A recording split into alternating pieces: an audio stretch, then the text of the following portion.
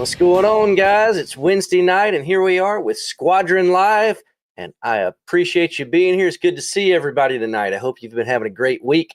I have been having a great week, but busy as it always seems to be. But like I always say, rather be a little bit too busy than not quite busy enough. Having said that, there's a lot to do around here lately, and just always something going on. But I am glad that everybody has a few minutes to join us tonight. I'm gonna jump over here and say hello to everybody. I've got our good buddy Jeff with us. He's going to be joining us in just a few minutes. Jared, my brother, is not going to be able to join us tonight, but that's all right. We'll get him back in here shortly at some point. At least I hope. Got to drag him back in here, I guess.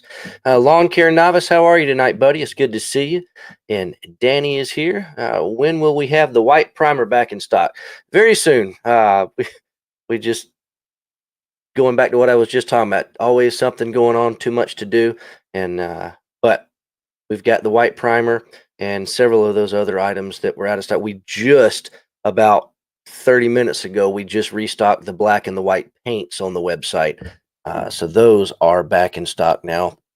We've been focused so much lately on getting all of the colors in stock to begin with, but we're starting to run out of colors that we've already put in stock. So now we're having to continue to make the new colors that are still coming, but now we're having to mix in restocks too. So it's a good problem to have, but we will get the white primer back in stock as quickly as we can. Good to see you tonight, David.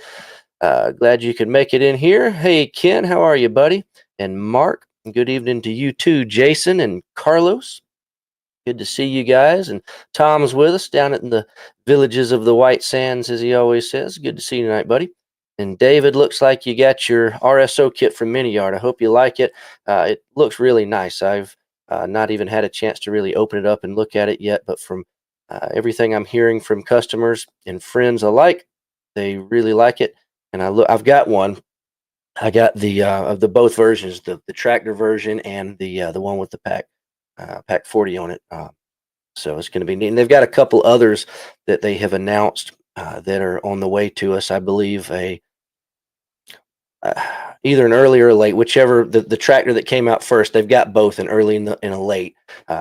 Whichever the one we don't have, that one's coming in. That was their next release, the third. But just like their P47s and several of their other kits, their new Puma, all those, you can imagine that this brand new tooling RSO, they're going to run many versions of this thing. So I'm excited to see all the different types that come out. So we'll see what happens. Ken, the border models, red alert stuff, unfortunately, border is in China. So buying anything from China at the moment is on hold. Hopefully that changes soon, and we'll be back on board with bringing those in. The Tesla Tank and Apocalypse 2.0 are both ready to go for us, as far as I understand. But again, just got to wait until we can get a container headed this way once again. Bill, good to see you tonight, buddy. Let's see. David, good to see you tonight. Looks like you got some new kits going on. Yeah, I was talking to David a day or two ago about just logistics in these days. Just it's horrible. And it's his problem wasn't even with the USPS, the post office. So I guess even though most of our shipping problems are post office related, I guess that's not a not a guaranteed thing. I guess we can have problems with UPS from time to time too, but hopefully you'll get your stuff here shortly, David. Let's see. Who else do we have in here tonight? Rex, it's good to see you, man. Derek up from Kansas. And Ed, he's got his Fletcher just came in, and Ed is asking about some questions to Jeff. So let me see if Jeff's in here yet. See if he's ready for me to beam him up, Scotty. Ah, there you are. Hey, is this thing on? Hello? Yeah, barely. How you doing tonight? I'm good, buddy. Well, you see the topic of the moment that I'm bringing you in on. So what do you got? What you got cooking for us over there? Well, it is amazing how you plod along when you're doing a project, and obviously the project is to get all of the Blue Ridge stuff back, retooled and everything else. And then a kit comes along like the Fletcher, and you see it as a marketing opportunity. So that being said, yes, my kit is due to arrive tomorrow because UPS seems to have lost it somewhere between Georgia and Wisconsin. Yeah, see, David, you're not alone. No, you're not alone. I was told it was going to arrive at noon, and then when I went to look at the tracking number, because I wanted to hand off a package, an outgoing UPS package to my driver, we don't have any record of this number. Oh, great. So we'll figure it out. But when it arrives, one of the first things that I'm going to do is start looking at what can be tooled up, scaled up, and as quickly as possible, put together an update set for this kit. Well, the good thing about it, Jeff, is the majority of the things that I don't know if I should use the word needed or would be nice to have on this kit. Many of those are some of the stuff you mentioned, redoing the Blue Ridge stuff. A lot of that was stuff that you were already kind of working on anyway, maybe not specifically in 200 scale. And, like you said, and then a kit comes along and now all of a sudden we need more than 700 and 350 scale. Right. There's an impetus to, the customer is going to open up the box and,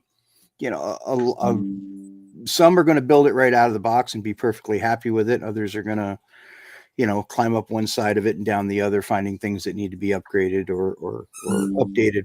I'll let me sidestep here. The puppies are suffering from cabin fever, so you hear any squeaky toys in the background, that's the puppy. She's kind of losing her collective mind right now, running around. But the Fletcher stuff, the beauty of doing mass production subjects is that, well, there's a perfect example. That early 20 millimeter gun was found on every ship in the fleet. If it carried a 20 millimeter gun, it carried that one or one of the versions of it. So if I'm doing a 20 millimeter gun, we can immediately apply it to the Fletcher. The same with other things, torpedo tubes, and I sent you some other renders of some of the stuff that I've been working on of late. Yeah, here's Mark 14 torpedo tubes. Those will all be 3D printed. And then, of course, the Fletcher carried two sets of these, one forward and then the Mark 15 with the doghouse, as they called it. Now, the doghouse was there to protect the crew from the blast effects of the number 3 Mount 53, the number 3 5-inch gun that was midships. So same torpedo tube, just has an armored house. Mark 3 depth charge rack with Mark 6 300-pound. I'm sorry, Mark 7 600-pound depth charges. Fletcher's carried two sizes of depth charges. They carried 300-pound depth charges on the K-gun racks, which I'll also be doing eventually, and then 600-pound depth charges on the stern racks. So you can get these 3D printed either fully populated or naked. So you can run empty depth charge racks if you want to, or something, a full set. Now I see Ed just popped up again. Yeah, the plan is in looking at the Fletcher kit that was just released. You can do any one of the 12 as launched, the first 12 ships of the class, thereabouts. Anything after that is going to require upgrades and additional stuff. So I had someone ask about USS Johnston last week. You can't make a Johnston from this kit, and you can't really make a Johnston from any of the other two kits that they plan on releasing in this series. So I'll be working on putting together a square bridge conversion, both mid-war and late war, and then I'll work on putting together a round bridge mid-war, late war. Lots of different permutations between the 175 ships in the class. Well, with that being said, I really hope that you guys got one of these kits, because They're gone. As you can see, we have now sold out. They are. I think last Wednesday I predicted that they would most likely be gone by tonight, and it happened. But hopefully you guys got them, and hopefully here shortly at some point we'll be able to, just like the border model stuff, be able to get some more. So, and Ed, it looks like they did a 40 millimeter, and Mark 51 fire control directors. So I did not see a Mark 49 fire control director in the box when I was looking through it. So those are options. Those are additional things that I can do in 350th scale or 200 scale. 200 scale. I'll do them in 350th and 700 as well. But if I develop them in 200, they're easier to scale down. Yep. Yeah. All this stuff, we keep talking about the Blue Ridge model stuff. And when we made those many years ago, close to 10 years ago now, we designed those in 700 scale, right, like that. And so you can't really scale those up, and even some of those do not hold up to today's standards of 3D printing. So that's why we said, let's remake them and start from scratch. And like Jeff said, when you design things in super big scale, it's a lot easier to scale them down because all you got to do then is basically remove or dumb down detail. When you scale up, you have to create detail. But these that you're designing, Jeff, I mean, correct me if I'm wrong, but you're designing them in much larger than even 200 scale. The 20 millimeter is, if I had a machine shop based on the 3D stuff that I've done with it, we could build a functioning 20 millimeter. I've designed it in 1-to-1 scale, and all of the internal parts were there. Obviously, you don't need them on a scale model, especially of that size. Right. But when putting this together, yeah, I have all the parts. I could actually remember what I said about the puppy. Oh yeah, you're all good. Well, remember when this was one of the first things you did, and right. I mean, it's pretty much ready to go, guys. But we're kind of hoping to make a big splash with this stuff at nationals instead of, piecemealing it along. So we actually printed one of these a couple of months ago. You still have it? Ago now. Yeah, it's at the shop in the display case, but it was about 1/35th scale. No, it was 1/16 scale. 16. Yeah, 1/16 scale. It's a big guy, and it looks great. To answer your question, Kimberly, yeah, they can be, but I don't think Tamiya PBRs carried. Did they carry a 20 millimeter? I'm not sure. But yeah, if you need it in 35th scale, we can make that happen.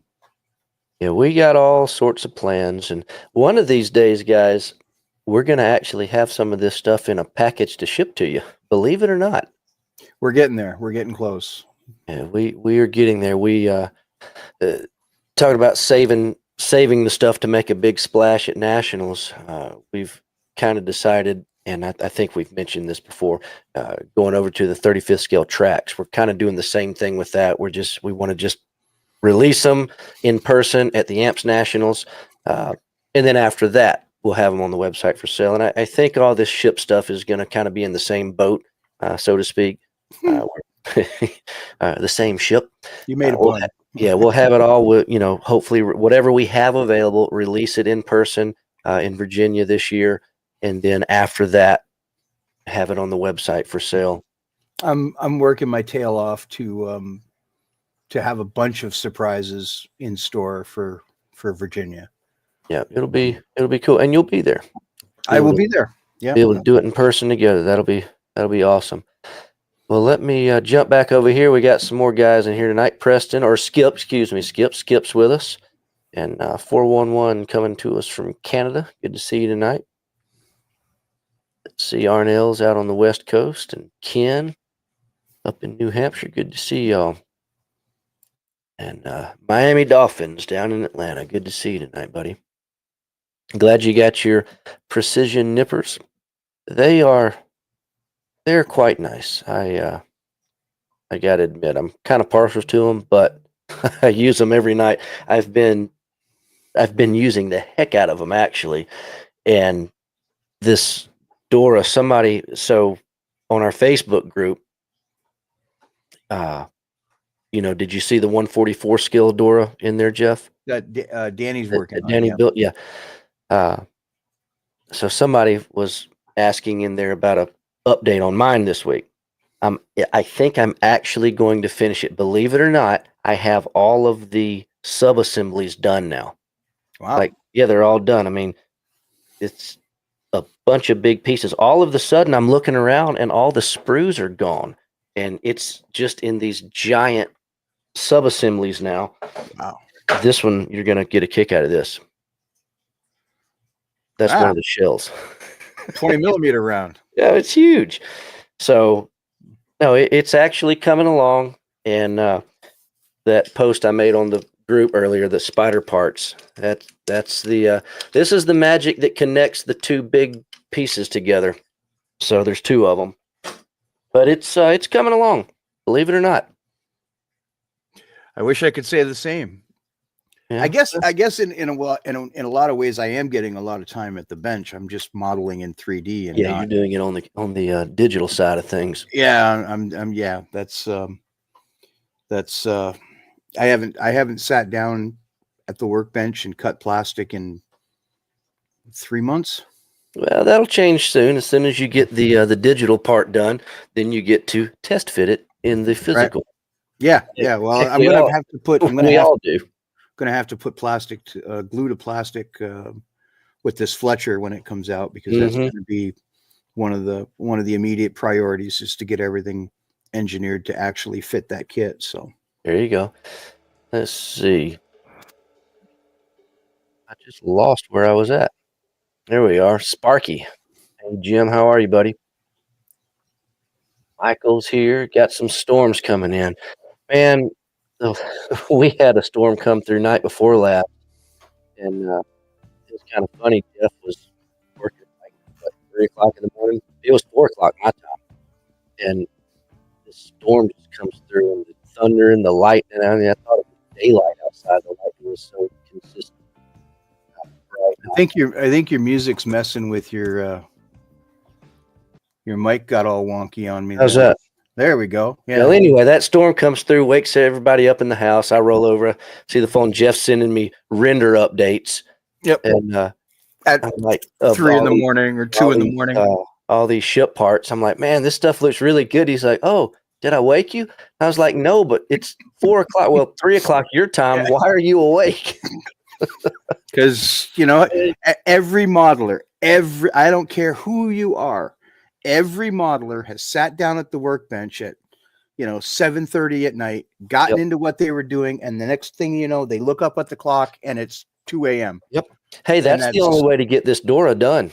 A model this size, and what you're doing, when we commission you to practically create the entire U.S. Navy as far as weapons and equipment goes, that's a pretty big project. Yeah, and like anything else, I tend to get hyper focused on what I'm working on, and I'll sit down at the computer and, I only get up to go to the head, and then I come right back down and I'm right back at, so yeah, time. Yeah.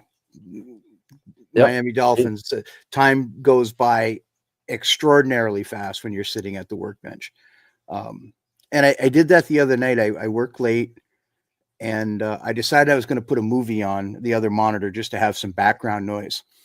And when I finished and said, okay, I'm going to go upstairs, I realized that I had watched 6 movies.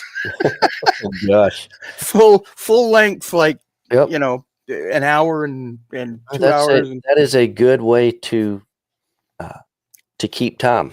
Time. I do it when I'm traveling. Is how many songs did I listen to, or albums did I listen to? 854. There you go. Yeah. Kenny, good to see you tonight, buddy, over in Blairsville. Rob, good to see you tonight. And Miami says he's on a 144 scale phase lately. Well, that's good. We actually were Russ was asking me whenever Russ starts getting on working on getting new brands and new products to come in. Some of his good dealers that buy from him, every week, he's always feeling them out, trying to say, "Hey, would you be interested in this?" And of course, he always hits me up asking me. And he was just asking me about. He's got all sorts of 144 scale planes that he's looking at bringing in. So I forget which brand he's working on. Like, I don't know, 8 or 10 new brands right now. Mhm. A lot of Japanese stuff and some more European stuff. So I forget which one it was. Maybe Fine Molds. Yeah. Platts is real cool. Maybe I think Platts is the one he was talking to me about. So there Platts is is a very bunch of popular. there's a bunch of 144 scale stuff out there. So right now, we've got a bunch of it, but it's mostly the humongous planes. B-36 from Roden is a popular one. B-52, all that kind of stuff. But the little planes, they exist too. Hopefully, we'll bring some of them in sometime soon. Yeah, I was at a show recently, and a vendor had a whole case of 144 scale fighters. Yeah, And for the most part, they were kits that I had never seen. right. And I had no idea that there was a real high end Right. 144 scale Bristol Bowfighter out Right. there. And I was like, where did this come from? Yeah, And then they're pretty cool. yep, You've seen 200 scale aircraft carriers full of planes, and those planes, I mean, they're small, but they're not ridiculously small. And add another, half of that size to it, you got 144 scale. So it's pretty neat, and they build up pretty quick, relatively speaking. So it can be a nice quick build. Patrick's Scale Studio, he's working on his Fletcher tonight. Good deal. Let's see. Kimberly, on your order, I do not know right here off the top of my head, but if you want to get with me tomorrow, I'd be happy to look into that for you. So Jeff, you told me something earlier today that I thought was pretty interesting. You said a couple of your buddies were having breakfast or lunch with a certain 103-year-old gentleman that I highly respect. That's pretty cool. Talking about Lucky Luckadoo. Yep. What was he up in your neck of the woods for? Actually, he was out in Minnesota. Okay. I think he was doing something at the Air Museum out there. It was a meet and greet. I really didn't get much information on it. Yeah. I got a text from a buddy of mine, and he says, "Guess who I'm having lunch with?" Well, that's a little, you know, There's no telling. there's no telling. Take your pick. So then he tells me, and it's like, well, in all honesty, it's probably like the 9 millionth person on the list that I would have come up with. But apparently he had a speaking engagement today. Okay. And it was a breakfast meet and greet and talking about his time in the 100th. So it was really kind of cool. That is just crazy. 103 years old, and he's still traveling the country doing seminars and meet and greets. And it's awesome. It really is. But the sad part about it is, we have lost so many of those guys, and you take them for granted. I mean, when I was growing up, there were World War II. My great grandfather was a World War I veteran, and my grandfather, both grandfathers, uncles and great uncles were all World War II vets, and of course, I was too young to know, right, or really care. But it wasn't until later on, when I started working in the museum world, that I started wanting to record, and write down what these guys had done. Even the goofy stuff, most of these guys, and when you ask them for stories, they don't tell you the horrific stuff. They tell you the goofy stuff, the funny stuff, but those are all moments that we have lost, over the last, well, here I am, 30 years later, and I can't remember what I had for breakfast this morning. Yeah. So, Well, I'm the same way. Everybody tells me I'm still young, but when I was actually young, in the growing up in the late '80s and the '90s, a lot of those guys were still around. I mean, yeah, Dad tells me that we used to go to church with a lot of World War II vets. Talking yep, about his Sunday school teacher was a B-24 pilot, yeah. um, and just all these people that Dad tells me, yeah, well, when you were little, such and such and such and such. I was like, dang. I never knew it. If I could go back now, I would love the opportunity to talk to him, but obviously that's Yeah. not in the cards. But Oh boy. yeah, I wanted to pull this up and show everybody. So we just got a shipment in from Pontos this week. Where did it go? There we go. Check this. If you are in the in the market for an absolute like 95% replacement upgrade set for a 350th scale Massachusetts from Trumpeter, I have got a treat for you. This thing is massive. I really want to open it up and look at the instructions. We've got all the instructions here for you to see.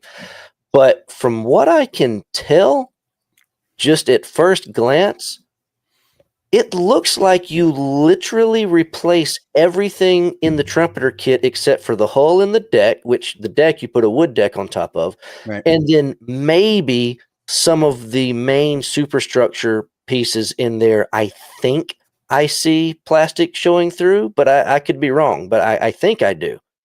But most of it is wrapped in photo etch or replaced with 3D parts. Everything on here that you see in that grayish green color is 3D printed, and everything in pink, I assume, is 3D printed, unless he's doing some resin casting. But somewhere in here, yeah, here we go.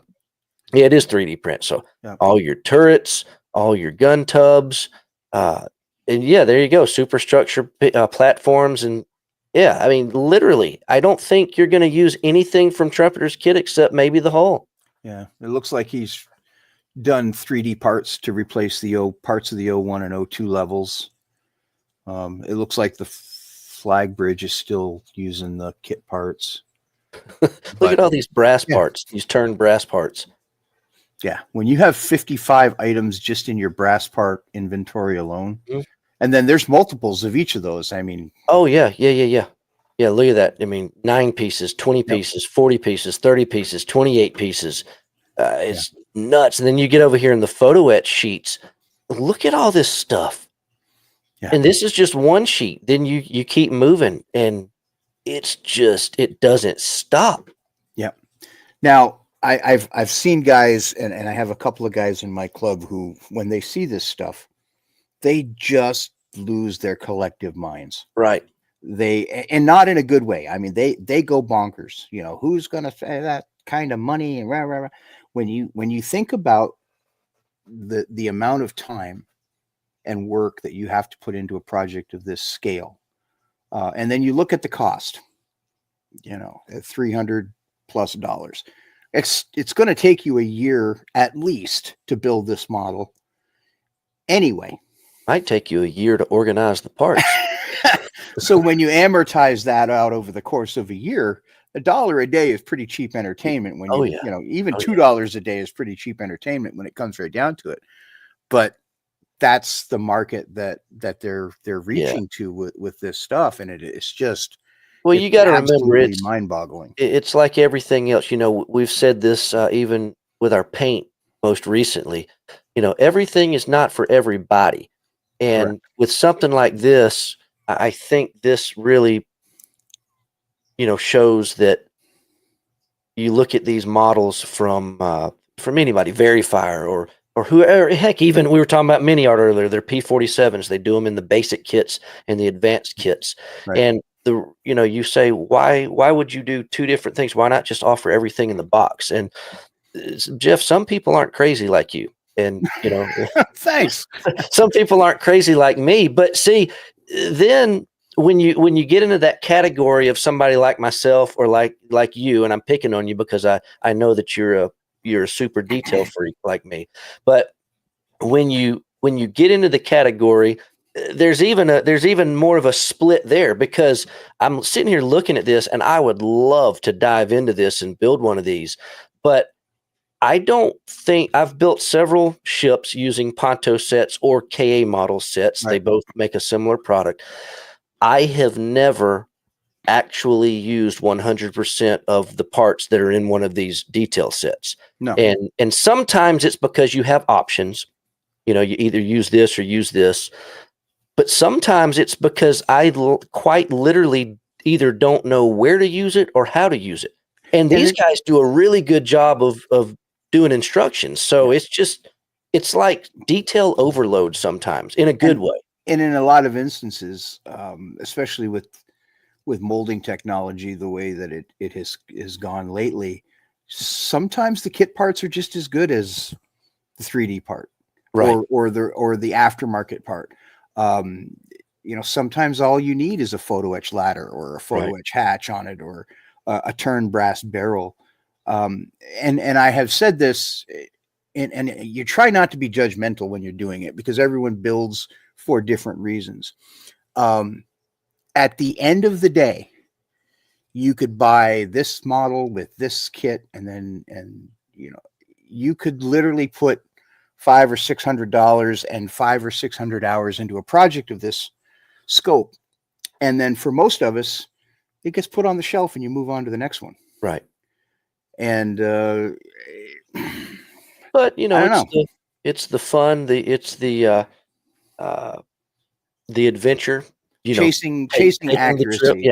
Yeah. It's and by the way, I just switched up on us, guys. If you didn't see, they've also done the same treatment to the hood. And this other one, if you saw me switch over to the homepage real quick, these two Massachusetts, they're exactly the same. The only difference is where's the picture of it? One has the teak deck or the natural tone deck, and I've got the wrong dang picture. One of them, the one that ends in FB, that stands for blue deck, and the N stands for natural deck. So other than what color the deck is, those are exactly the same. But they've got the hood with basically the same type treatment. Now, Jeff, let me ask you this, because you're the expert in 3D design in this conversation between you and I. So you mentioned a second ago that sometimes the kit part is just as good as the 3D printed part. It all depends on who's making it. Well, yes, and I agree with you, but let's just hypothetically say that, and I am not saying that it was or that it's not, but let's just say that this kit made by Trumpeter, or heck, we're not picking on Trumpeter at all. So let's just say this is a Yamaguchi carrier. If anybody caught the show last week, you understand the reference. Battleship. This is a Yamaguchi battleship produced by Mr. John. Yeah. And Mr. John's kit, these plastic parts here, funnels, whatever we want to talk about, the plastic kit part are perfect. There's nothing wrong with them. Mm-hmm. However, Pontos has decided that he wants to replace Mr. John's Yamaguchi funnels anyway. Right. Why would he do that? Is it because he's adding some parts? Is it because he needs his photo etch to fit in a certain way? Why would you go to the trouble of replacing a part that in the plastic kit it's really good? It doesn't need to be replaced. Yes. Okay, there's your answer, guys. Have a pickle. I have seen modelers replace parts that didn't need to be replaced. It's almost like you do it because you can.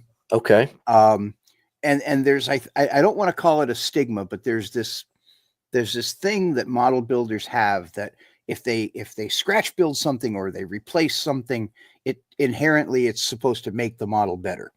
Now, that's not always the case, but you know, it's one of those situations where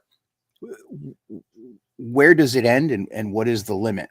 Right. Now, in looking at these parts for the Trumpeter hood, and I'm just going back to her funnels, having built this kit, I'm looking at those funnels going, wow, I wish that I had access to that, because I use the old Tom's Model Works set for the funnel Right. screens, and I was almost institutionalized over those, because that is an amazing, piece of photo etch that nearly Okay. drove me insane. But that's one of those things that it's, how far do you want to take it? How far do you need to take it? And that is completely up to the individual Right. Well, modeler. you got to remember too that our hobby, even though our hobby has many forms, and I think collecting is for me just as fun almost as the building part. But the only reason I collect model kits is because I like to build model kits.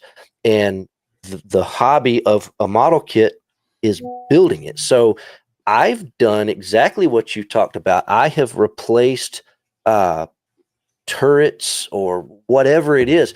If okay, here's a good example.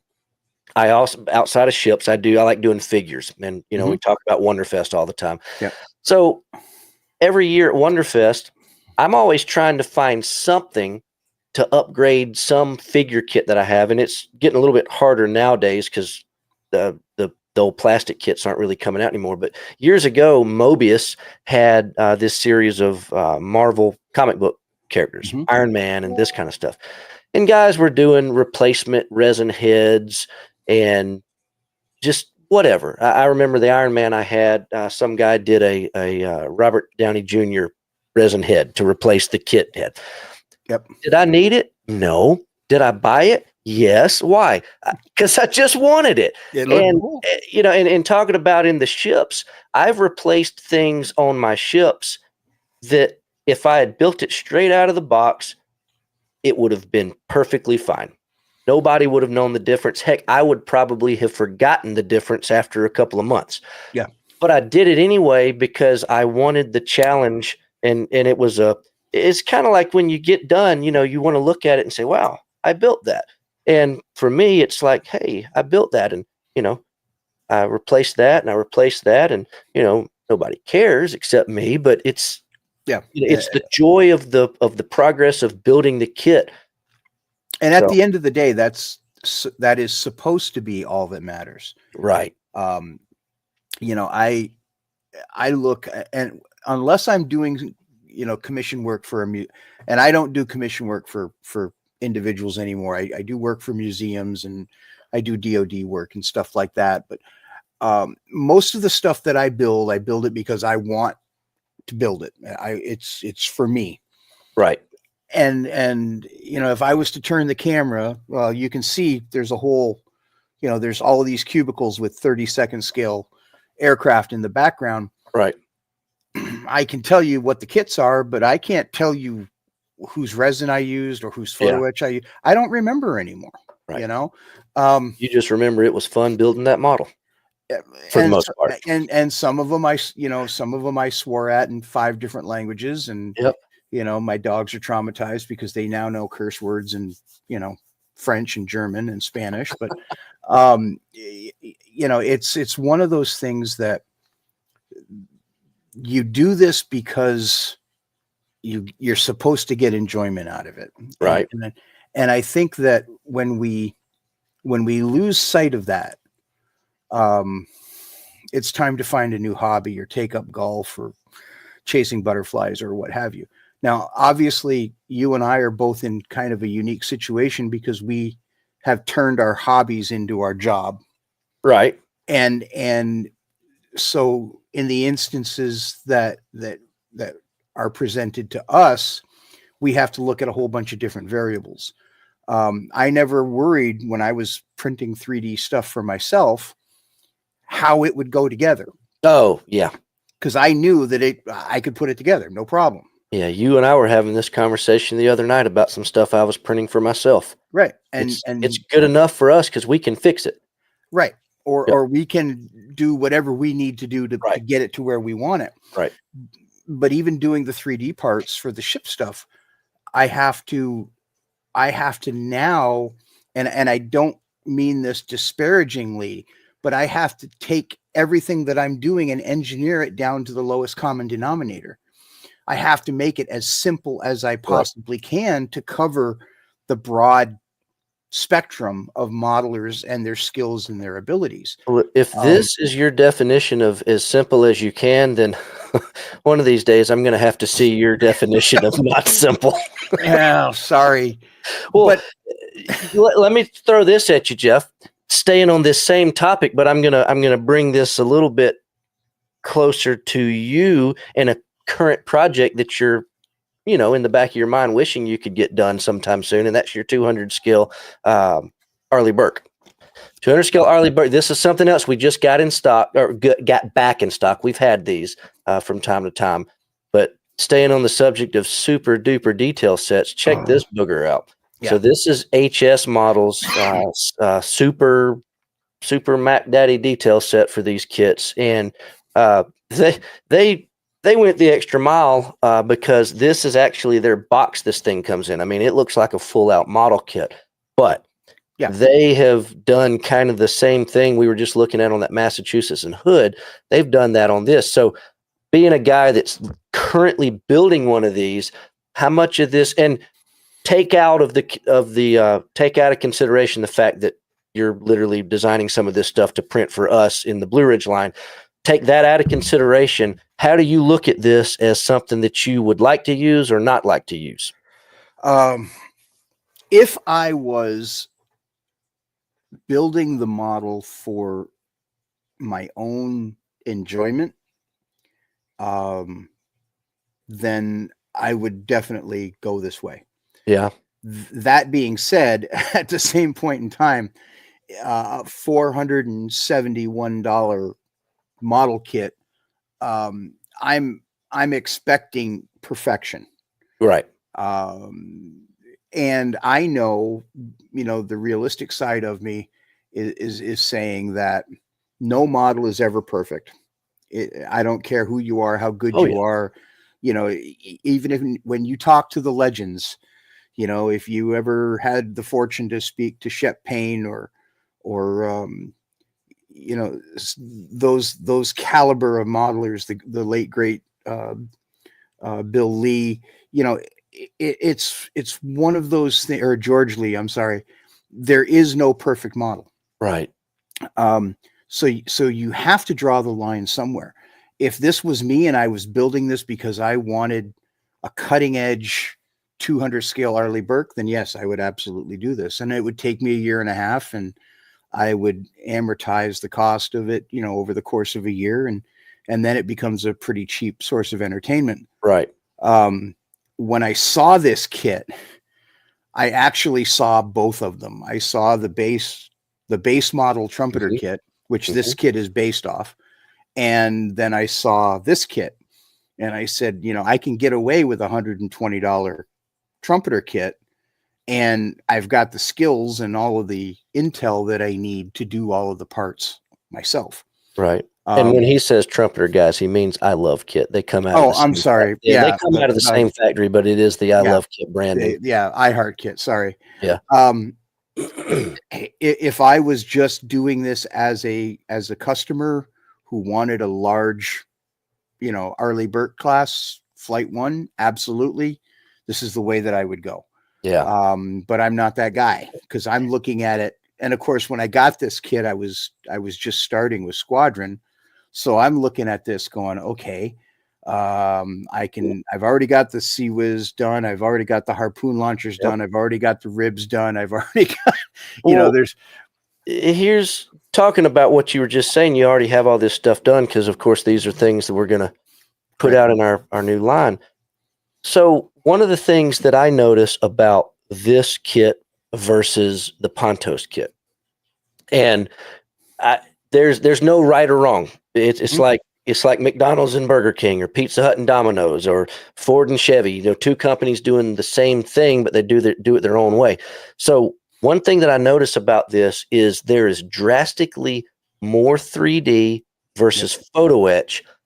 Now, granted, Pontos historically has been a photo etch company, so they're kind of starting to convert more things to 3D. HS Models, they're kind of jumping right in over the last couple of years when 3D was already a thing. So, they don't have a long history of doing photo etch, perhaps is why they're going this route. But you being a designer and me knowing which route that we are going, you know, with our printers, I know that a lot of this stuff that historically would have been photo etch, I know that we're doing it in 3D. Yeah. And obviously with companies like this with HS, it's tried and true. It works. But, how do you see this versus the way that you're designing the stuff for us? Again, a lot of it, and it's a hunch. I have no real hard data to back it up, and I have never spoken to anyone in the industry that can confirm or deny it. But I have always looked at, especially coming out of the Far East, coming out of Asia, model kits tend to be almost like jigsaw puzzles. Right. And I don't know if it's a cultural mindset of it's supposed to be a challenge to build. It's supposed to be like a jigsaw puzzle where you've got to kind of Rubik's Cube everything to get to where you're going. And Americans are very impatient. We want everything now. We want it yesterday. And 3D printing in this hobby allows us to achieve that. And I've gotten, I guess it's a little bit of realism, because I look over here at the 7 industrial shelves of model kits that I have, and I'm going to have to be immortal if I want to finish them all. I'm going to be 300 years old. If I build, 8 hours a day for the rest of my life, I'll still live to be 300 years old. But I look at, do I put 10 different photo etch parts on a piece to make up the assembly, or do I just use a single 3D printed part and drop it in and it's done? Well, that's kind of like this guy that this is one of your parts that you shared a few weeks ago. And when you get that part, I am hoping that's how it's going to look. The only thing I'm having questions on is the vertical wires, the support wires for the early Mark IV. But even with that, it's not going to be 13 different photo etch pieces to fold and bend and glue together. It might be 2 or 3 or 4 pieces. None. My goal is to have it might be none, but I mean, at worst, you get a couple of pieces. But I'm hoping that with and there's a line between designing this stuff and actually then going back and engineering it so that it'll print reliably over and over and over and over again. Most people who own a 3D printer, I'm going to print, I'm going to print a CWiz, or I'm going to print a 20 millimeter gun. They print what they need and then they move on. And if there's 20 of them on the print plate and 12 of them fail, they don't care. They got what they needed, and they'll move on. With what we're doing, I need to get 100% reliability out of that print. That print has to work every single time that printer cycles, and I go through the process of cleaning the parts and getting them ready to package. I have to mitigate that failure rate, because failure, when a part fails, it's for 2 reasons. It's either the part is not designed thick enough, heavy enough to support its own weight in the printing process, or the part itself is not supported sufficiently in the build process. Right. Those are the only 2 things that can really, mess up a 3D print. So you've got to get those prints to the point where they're beefy enough to hold. You can still get amazing detail out of them. But I commented on Lincoln Logs. If you look at my early 3D work that I was doing back when printers were 2K and then 4K was cutting edge, you hold a 40 millimeter in your, and you can put it on your thumb, and it's tiny, and the railings were there, and the gun sights were there. But then when you actually look at the 3D file and you zoom in, it looks like Lincoln Logs. Everything's overscaled. If you were to make that model a 1-to-1, the railings would be, the size of railroad ties. But those are those things that you have to, there's tolerances and limits that we just have all come to, that we've all come to kind of have to deal with. Oh yeah. Um, Well, look what Fuzzy Space Kitty's talking about. He's talking about. I'll translate it into how you were saying it, Jeff. yeah, It's my model, and it's good enough for me. right. So that's. I think there's probably a lot more of us like that, even if we don't want to admit it. Yeah. Because I'm looking at something like that Ponto said, and in my mind, I'm like, yeah, I want to do that. I want to build it exactly like that. But in reality, when I get over here and I start building it, it's going to be good enough for me. The Dora is the perfect example. I set out to make all these modifications to it, and I made about half of the modifications, and then I realized, I could continue to modify it, and I might get done with it in 10 years, or I can Nobody's going just to know the finish the difference. build as per the instructions, and it's going to look good enough for me. Yeah. And that's where I'm at. And one of the things that was told to me a long, long time ago is that the only person that you have to impress is yourself.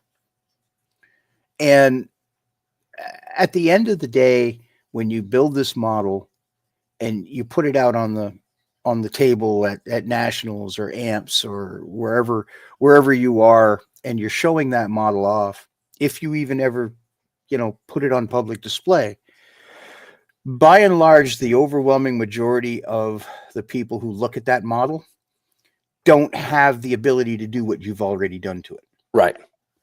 Now, obviously, as you go up, you go to IPMS nationals, and 3/4 of the people that are in there are better than you are. No matter how 100% of them are better than me. But. No matter how good you are or how good, and that is something that I have said, over and over again, and I've literally watched people's like come unglued, and it was told to me by a world-class modeler who said, no matter how good you are or how good you think you are, there's somebody out there who's 10 times better than you are, and he isn't even trying.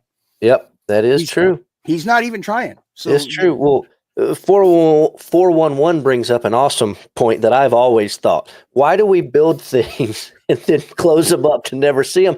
And the only explanation is because we're building it for us. Yep. You build that interior, whether it's a plane or a tank or whatever it is, that it's in there. Yeah. I love it when I see these at shows and people have taken pictures of it before they close it up and they've got the picture book next to it. But it's true. And I'm trying to jump down. We got a lot of good comments that we can pull up. We'll try to hit some of them. Fuzzy's talking about photo etch being limited to the thickness of brass sheets. So, that's the photo etch versus 3D parts. We are, they call it a disruptive technology. Yeah. When things come along, 3D printing has almost virtually replaced traditional resin casting. Yeah. And now it's in the process of replacing photo etch because of being able to get such fine detail to, like you said, to actually hold up during the production process. Yeah. There are things that photo etch is better suited for than 3D at this stage. 3D is always going to be inherently more fragile and more brittle than photo etch. Sure. Until I was thinking about this the other day, and Brandon and I have a running joke. I think we're somewhere in the 4,000 range now, but whenever we have this idea, it's rabbit hole. We go down the rabbit hole, but it's rabbit hole number 4,681. I think. Yep, I'd have to look it up, but I'm seeing 3D printers that are producing parts that are flexible. Right. Yeah, it's all about the material. So now I'm thinking, okay, if I can print railings in that flexible material, ooh, yeah, then I've got the ability to match it to hull contours and the shear of the hull and the camber of the hull.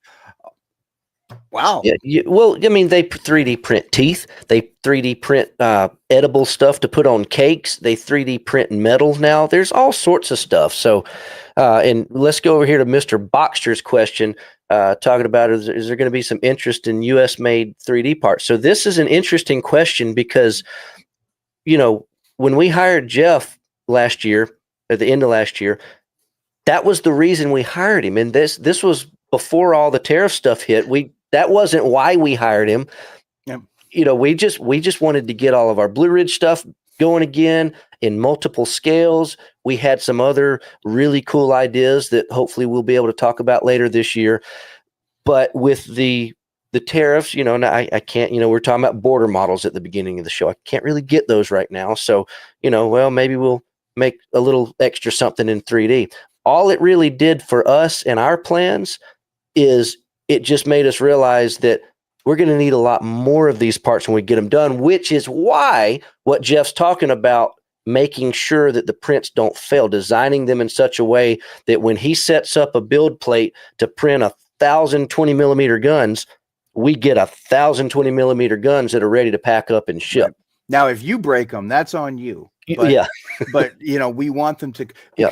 And something that folks need to understand if they've never done any 3D printing, especially with the liquid resin, if a part fails, then that part sticks to the bottom of the resin vat while the printer continues to do its up and down, exposing each layer to create a part.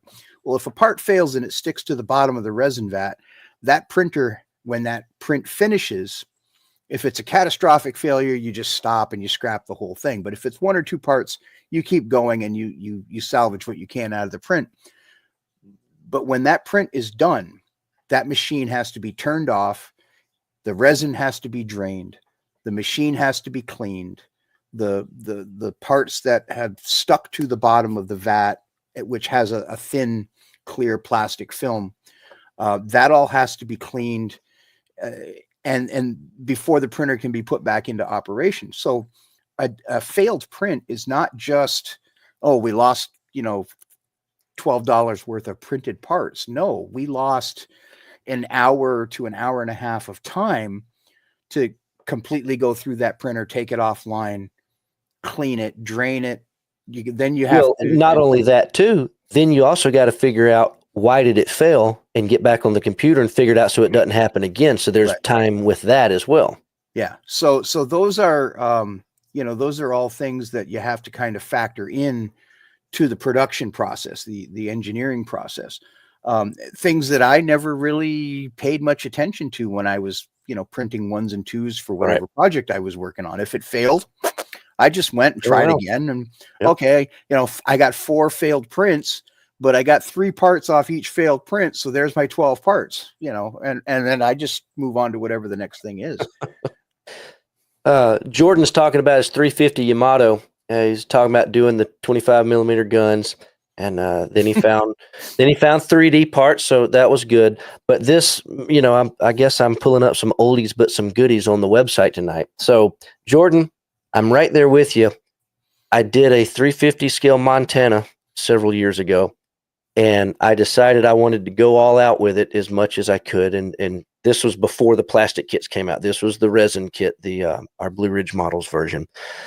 And when we released that kit, or re-released it from when Yankee Model Works made it before, we instead of reinventing the wheel, we made a deal with these companies that we were already representing, like Veteran Models. We put their AA guns in there and whatnot. I decided I wanted to use Master Models 20 millimeter guns. So of course they sold them to us in bulk. We put them in there. So I start building it, and this was the first time that I had ever built these things. And it was, you got to consider how many of these that the Montana had. I think it's 60 something, if I remember correctly. Yeah. It took me longer to build these than it did the rest of the entire ship took combined. Now, I initially thought, oh my gosh, what have I got myself into? But after I started going down, it actually was fun. It's one of those cases we were talking about earlier that when I finally got done with them, I sat back and I thought, wow, I did that. Yeah. And then I said, I'll never do that again. But it was it was a lot of fun, believe it or not. But these things, I mean, I'm really looking forward to Jeff's 3D versions. I mean, it looks exactly the same, but we'll see what it looks like. It should look exactly like this. But until that came out, until those come out, I consider these to be the best 350 scale 20s on the market. You just got to work like a dog to make them look like that. And don't get me wrong, these are some of the finest that are out there. I just don't have it in me to build 40 or 50 of them to put on. Hey, I've done it. I don't want to do it again. No. And even with, like, I know on the 350th and probably the 700 scale stuff, even the 3D printed models are going to have photo etch parts to go along with them. I can't 3D print gun sights in 350th or 700 scale that are going to look anything, they're going to look like a disc, and a dinner plate attached to a pole. Yeah. Any of you guys that are not ship modelers, you're like, what the heck are they talking about? How small is that? These are not Jeff's new ones. These are our original Blue Ridge models versions in 350th scale. But that, I don't know if my camera's going to focus. That's a whole build plate of that is a plate millimeters. full of 350th scale 20s. They're extremely small. Yeah. So even putting the gun rests and the gun sight and maybe even the gun shield in the barrel, we're not going to know that. It changes from scale to scale because we don't know. We have to balance it between making it sturdy enough to actually survive the printing process. We've got to add a little bit of sturdiness to it so that modelers can actually handle the part without it disintegrating because it's so fragile. And then there's the trade-off. Do we put a brass barrel in it? Do we put a photo etch gun sight? Those things only inherently add to the overall level of detail of the model. I have a project. It's a Shelf Queen project. It's a 200 scale Iowa class that's sitting over there. And, that's, I stopped when I got to the 40 millimeters. I said, there's got to be a better way. And there is, because now you just got to make it. I'm making them. But, now it's a matter of, finding the time to actually get back to the bench. Oh, yeah. Ron says, check out Black Cat and Micromaster. And you know what? I am of that mindset. I'm at this point where I don't need anybody else's products. I'm making products for Squadron now. And I was making my own stuff for my own use. Truthfully, we told him he's not allowed to use anybody else's product. That's the problem. Yeah, I'm under contract now. I can't use anybody else's. I'm joking. No. But hey, it's just like a model kit. When you're making the stuff yourself, why would you not want to use it? And that leads to, the mindset of going, circling back to where we were before. I don't like repetition. I don't like minutia. I could never be, and to anyone who has a job like this where you're doing, assembly line work or God bless you. There's just no way my head would explode. I'd lose my mind. I'd be in a fetal position in the corner. I have to be doing different things all the time. I can't just focus on one thing repetitively over and over and over again. So I've gotten to the point now, even with model building, I scratch build. I don't want to use somebody else. I look at it apart and I break it down to its most basic components and I scratch build it. The beauty of where we are with this now is that now all of the scratch building that I'm doing can be turned into parts that we can then offer to our customers. So it's kind of the best of both worlds. I kind of miss being at the bench, but it's really kind of cool. I guess I'm living vicariously through our customers. Through your customers. Well, you'll get there. Well, Jordan's asking about how we're going to package these things. Jordan, the answer is both. You're going to have it's kind of like going to be the same thing that we're slowly but surely getting done with the paint. We're going to release everything individually first, and then we're going to start figuring out how we can pack them up for this or that, whether it's a Fletcher or whatever Yamaguchi there is out there that happens to need something. So we'll just, but like everything else, we just got to make it up as we go. And Jeff, talking about just because Jeff likes to use his own stuff and scratch build his stuff, Ron, we do sell Black Cat stuff. Ben's a great guy. Ben actually, for any of you that did not know this, Ben was actually the guy that designed designed most of our Blue Ridge model stuff 10 years ago. Yep. Back before he started Black Cat, he was doing all those designs for us. He did our Normandy model kit, several of our other Blue Ridge models. So we've known him a long time, get along real good with him, and we're happy to carry his stuff, and we intend to continue doing so, even though we're doing our own stuff now. Because, like I said, everything's not for everybody, and at Squadron, we want to have everything. So now here's, I don't know if this was done the other way, or whoops, I missed it. There we go. Sorry. With the cost of kids these days. Now, I don't know if he meant kids or kit, but he's right either way. that is true. With the cost of kids, yes. I can't even, but with the cost of kits, yeah. And that's one of those things that, and we're seeing a dynamic change in the industry as well. We're seeing a lot of, he said kits, but it works both ways, I think. Having a daughter in graduate school, yes, I can attest to it. But I think we're seeing a dynamic change in kits themselves, and I'm going to go back and say that the ones responsible for it, and this is a good thing, but the ones responsible for it was Edward and Special Hobby. 30 years ago, when you bought a plastic kit, you bought a plastic kit, and that's what you got. Yep. You got a clear parts, gray parts, and a set of decals and a set of instructions, and that was it. Then Dragon started introducing little tiny photo etch, and I know Revell in their Pro Modeler, gave you a little photo etch fret. And then Revell and Special Hobby and a lot of the companies that were just starting out back then, all of a sudden you're getting cast resin parts, and then you're getting photo etch parts. And now you open up an Edward kit or a Special Hobby kit, now you're getting photo etch, you're getting cast resin, you're getting 3D. Yep. You're getting all of this stuff that's inclusive in the kit. A lot of companies are including more and more 3D stuff now. Yeah. Even the big guys. I mean, Trumpeter's doing it. Kitty Hawk's doing it. I didn't even realize I opened up one of the Kitty Hawk flankers yesterday to answer somebody's question, and they got a whole sprue of 3D stuff in there. Yeah.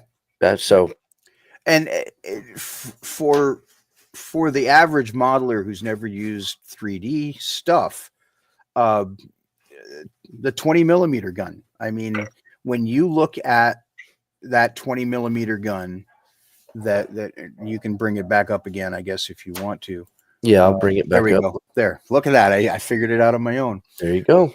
That's dangerous. If you look at the cost of tooling up conventional injection molded parts to make this piece, you're looking at a huge investment. If you tool this up in 3D, you got the cost of the printer and some resin. You're not talking about, $10,000 worth of tooling costs to do a steel injection molded, right, tooling for this part. So I think it's and you can never get the level of detail out of an injection part that you can get with a 3D part. So what you're saying is then we need to make a hull like this in injection and forget about the rest of the stuff and do it like you're doing anyway. Yeah. Why pay for a bunch of stuff we're just going to throw away, right? Yeah. That's an interesting concept. And as a ship modeler, I mean, we all know, half the guys buy the kit and the first thing they do is they throw out, I can replace those. I can replace those. Exactly. Photo etch rails. I can replace those. And the next thing you know, they've got that. They've got that. Except they've done it kind of a la carte. They've done it bits and pieces at a time. Yep. I think let's look at this real quick, Jeff. JT Tammy's asking about the Black Cat, the stuff being out of stock. Yes, this stuff is imported from France, and just like many other 3D printers, are self-included. when you get a big order, it sometimes takes a while to make this stuff, because most of these companies that are doing 3D stuff, Ben at Black Cat included, ourselves here at Squadron included, you don't have, you do a plastic kit run, you got however many thousand that you made, poof, they're done in a couple of days. This 3D stuff, you kind of make it as you go. And with somebody like Ben, who has literally hundreds of different products in his line, if you can imagine, he doesn't have them sitting on the shelf. And I'm sure he's got some sort of stock. Right. I don't know how he runs his business, but for the most part, if we send him a big order for however many of this and however many of that, he pretty much has to make it for us. These companies are made to order. So when we order things, sometimes it can be definitely days, sometimes weeks, sometimes months, depending on how big of the order is. And then it has to ship from, in this case, France. But the good thing is, Russ just messaged me. He does have a restock of Black Cat on the way that's supposed to actually be here next week. Fingers crossed. So excellent. There's always something. There is. And, at the end of the day, and I know I say that a lot, it's kind of my go-to euphemism, but the 3D parts, I have 11 printers running, and those 11 printers are making tracks. They're making ship parts. They're making stuff for Wonderfest. At the end of the day, I'm one guy. And I can literally spend an entire day cycling between those 11 printers. Because you set printer 1 up, and then you go to printer 2, and you go to printer 3. By the time you get to printer 11, printer 1 is done. So you go back and you clean printer 1, you put the parts aside, and you process those parts and get them washed and cleaned and UV'd. And then by then printer 2 is ready, and then you repeat, and then you reset, and then it's a production cycle. It really is. And from a guy that just said he doesn't like production lines, it drives me nuts. You get to come over and design stuff, and you get to do. Yeah, and eventually what will happen is this empire will grow, and we'll bring people in that can do the actual production stuff. Well, we've got some printers set up down here too, and I do some printing here, and we have big plans, but baby steps, right? Got to get the designs done first. Yep. Hey, baby steps. That's how the paint was, and now all of a sudden we're doing restock. Our Crystal's doing restock orders and restock runs, and so baby steps. I guess we'll just see how it goes. Russ just messaged me. He says, "Hey, you just told him Black Cat will be here next week, but Ben just told me that he's running behind and it's taking longer to make the stuff." So, see how I crossed my fingers. I guess that didn't help us out. So Black Cat will be here at some point, but Russ said probably not going to be next week. Yeah, we have to remember, and we have to keep in mind that a lot of these cottage industry companies that are producing all of this great stuff are 1 and 2 and 3 person operations. I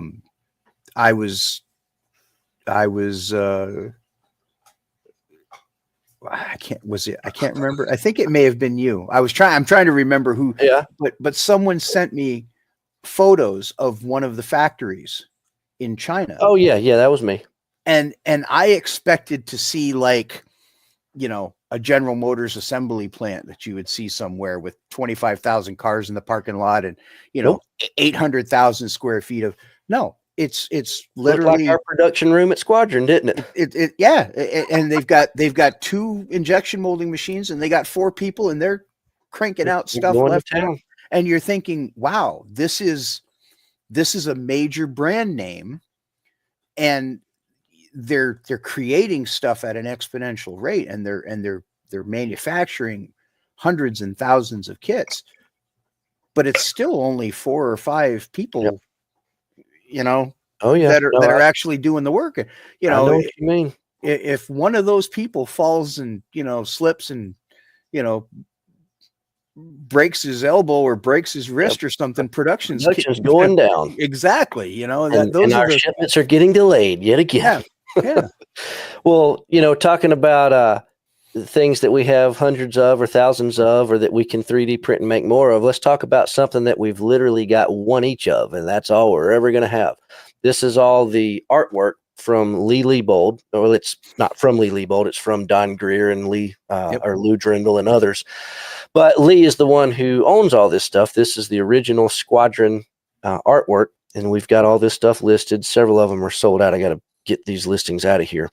But if you saw the interview video that I posted last week with him, you'll learn a little bit more about where these came from, what they were used for. If you've seen any of the Squadron in action books, like, for example, you can see this book here. This painting is from the back cover, or this painting was painted to be used for the back cover. Of course, Don Greer's the one that painted that. All these are literally one-offs. These used to hang up, a lot of them used to hang up in the office area in Squadron out in Texas. But there are literally thousands of these, but they're all one of a kind. There's only one. They're real original paintings on canvas or whatever they I have 3 copies of that book. Oh yeah. Well, you need to buy this painting then, and you need to hang it on your wall. These paintings are really neat. They're really nice. It's a very unique part of Squadron's history. Yeah. We're very happy to be able to offer these up for sale through Lee. And he actually just sent me today, I just saw it before the show started, he sent me another couple dozen of these to get posted to the website. So I'll try to get those posted up soon. But this is one of those things that, there's always going to be a new model kit. There's always going to be the next 3D this or that. But if you are interested, if you got a space on your wall in your hobby room, consider picking one of these up, because they're literally one of a kind. We've got several of them at our shop now, at our new little retail space, hanging up, and it's super cool. If you're a modeler and you like the history of our model industry, this is some model industry history that you can't get. And the crazy part is I'm watching as you're scrolling through these, and I'm like, I have that book, I have that book, I have that book, I have that book. Well, see, you got to get you a painting then. Yeah. So, but anyway, just wanted to let you know. And how you find these on our website, guys, go to up here to all products, and all the way over here under other products, click on artwork, and you will see them all here. They are all these original. There's one thing in here that is not an original painting. I don't know where it's at. It's probably on the last page. Was that the watercolors that I did? Yeah, Jeff. No, it's finger painting. Talking about Lucky Luckadoo. It's his Squadron. I don't know where it's at. I thought it was in here. Maybe it's not. If you come across an art that is Lucky Luckadoo's airplane, his B-17, that is not an original painting, but it says so. It says it on the listing. It must not be in this category. But all these that say Don Greer painting, there's a couple that are Lou Drindle. There may be a couple, Ron Volstad, one right here. But most of them are going to be Don Greer that we've got listed so far. So check that out. And like I said, in the next few days, maybe at the beginning of next week, I'll have a whole nother batch of them put in. If there are any artworks, book covers, centerfolds, rear covers of, your favorite Squadron book, and you're like, man, I would love to have this one, send me an email and tell me which one it is. I'll find out from Lee if he's got that one, because I know he's got hundreds. He probably has literally thousands of these things, and his intention is to get them all listed at some point in time and sell them. So if your dream painting is out there, ask me. You may be able to get it. So, well, that's about all I got tonight, Jeff. I love this one. Q Moore says he's glad to see Squadron back, and buddy, we are here. And you're right, it is a great time to be a modeler, not just because of us, just because of all the great products that are coming out lately. And if you're in, I know a lot of guys are within an hour or so from us. We have been doing our local model club meetings on. It was this past Monday, so I guess what's it, the third Monday of the month? Yep. Every third Monday of the month at Squadron. The meeting is at 6:00. But our retail store is open now, Monday through Friday, 10 to 4, or excuse me, 10 to 3. We're there till 4, but we usually need a little time to take out the trash and close up the warehouse and all that fun stuff. So we're 10 to 3 is our store hours. But on that third Monday of the month, when we do the club meeting, the store doesn't close at 3. We stay open all the way through the end of the club meeting. We open up the warehouse, let you walk through the warehouse, shop that way. So if you're in the area on the third Monday of the month, perhaps come join us and take a stroll, take a stroll through the warehouse, hang out with us during the meeting. Yep. And we have a good time. But that everybody's been asking me when the store is going to be open, if it's open. And yes, we are now officially open. We're still doing some organizing and, house cleaning and hanging up artwork and that kind of stuff. But we are officially open now. I was very sad to learn that the salad bar went away.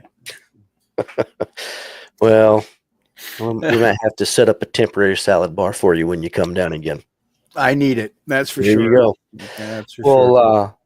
Well, Jeff, I appreciate you being here. Very excited to see more progress. And guys, I've already seen probably 10 or 20 other parts in addition to these that are, I don't know, 90% there. So as soon as he gets them to 100% there, we'll start showing them all off. And again, the hopeful goal is to have these available at nationals, and we'll see what happens. And I think that this kind of sums up where we are. That is that's our goal. That is our goal. That's the the paint was a distraction, and it was a sidetrack rabbit hole. But the whole reason that I am here is the paint was exactly a sidetrack. But when we got started, you're like, yeah, here's the paint. This is how you do it, and here's 150 colors. And I'm like, we need more than 150 colors. How many are you thinking? I'm like, well, these racks that I got picked out, they'll hold 440. That sounds like a good number. Jeff's like, I thought you wanted me to do 3D stuff. I'm like, yes. But you're doing paint first. Yeah, that's on the home stretch. When we got towards when you could see the light at the end of the tunnel, which is an oncoming train, by the way. But when you see the light at the end of the tunnel with the paint, I actually had gotten to the point where I was running out of historical colors, right, to actually come up with. And I used to have this running joke that World War I Italian mountain troop uniform green, I can mix the color and I'm going to sell 2 bottles out of the entire production run. But so we always looked for those home run colors, the olive drabs and the dunkelgraus. And eventually what ends up happening is you run out of stuff. Well, then you meet me and I talk you into let's do stuff like this. No, he did it. He brought it. I thought we weren't going to talk about this. No, this is the end process. I'm working on getting the color collet. This is not an accurate model. This is simply a 2D side profile just to simply call out which color gets used where. And if Starship Enterprise had been around at the time of the Doolittle raid, World War II would have been over in about a week and a half. Oh man, yeah. Any of you guys that bought the Star Trek or the Enterprise paint set, when you got it, you notice there's a little QR code on the front, and if you have scanned that in and gone to that page looking for the paint guide, you noticed that it's not there yet, and I apologize about that. But we're working on it. Like I said, this is kind of in process. We should be finished up with it in a few days, and we'll have it posted to that link so you can see which of those 12 colors is supposed to go where on that. But we had a lot more questions tonight in the chat. I'm sorry we didn't get to all of them, guys. Somebody was asking if we're going to do Fletcher paint sets. Yes. Yeah, you can imagine with as much Fletcher stuff as we've got going on, we do have sets, but there's hundreds of different Fletchers, so we're just trying to figure out the best way to accommodate what everybody would want to paint with that. But we're working on it. we'll have all that done. 411's asking, are we going to do a video walkthrough of our store? Yes, absolutely. But I just got to, I know what I want it to look like. And before I show it off on a video that'll be on our YouTube channel forever and ever, I want it to be perfect. So forgive me if it's taking a little bit longer than I wish it was, but we'll have a walkthrough of the store at some point soon. Yep. All right. Well, cool. Lots to do, and never enough time and never enough bodies. And hey, next week though, next Wednesday night, we've got Tom Jett and Charles Landrum that are going to be joining us. Tom is the chairman of this year's IPMS Nationals, and Charles, I believe, is the vice chairman. But those are the two guys kind of running the show. So we're going to speak with them. They'll be joining us at 9:00 next Wednesday. And we'll talk about what is in store for IPMS Nationals 2025. So everybody make sure to join us next week, 9:00 as normal. And until then, y'all take it easy. Have a good night. I appreciate it, everybody. Thanks for your time. Absolutely. See you next time, Jeff. See ya.